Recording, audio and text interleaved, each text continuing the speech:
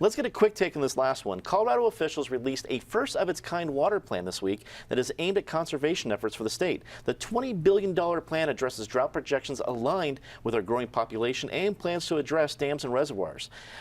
Ben, your short take.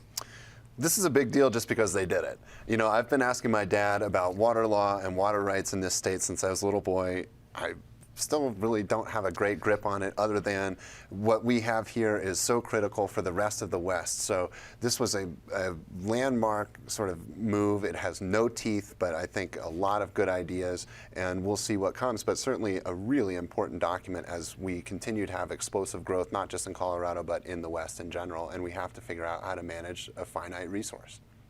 Patty, can this go from plan to reality?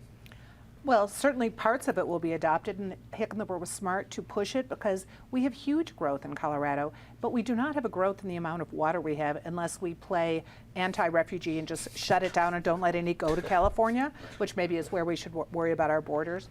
But it is time to think about it. It's time to think about conserving, time to think about what we can do with scarce resources and more people. Mike, your quick take. The Colorado Constitution, says that water is a public resource, but the Colorado Constitution also includes private ownership of water rights for prior appropriation. In fact, I think we're the only state left with a prior appropriation water doctrine. And yes, water law is extremely difficult, convoluted, and dates back well before statehood.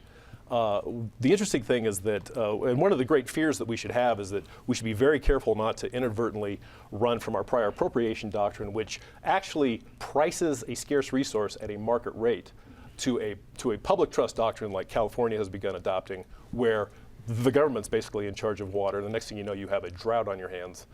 So we should hold on to our public appropriation doctrine, and thankfully it would take a constitutional amendment to change that. Ben, wrap it up for us. Important step along the continuum of steps. Smaller water providers and other water utilities have been striking agreements over the past several years to work cooperatively to come up with some plans for the future of Colorado. The reality is we're growing too fast. We don't have enough water for the people who are here now versus those who are coming. We need to be smart about this, and we're in this as a state because the reality is our water rights are tied to the downstream users, California, Nevada, Arizona, and they have first call on some of this water. So if we don't get it figured out as a state, we're in a world of hurt. And this is at least a good first start.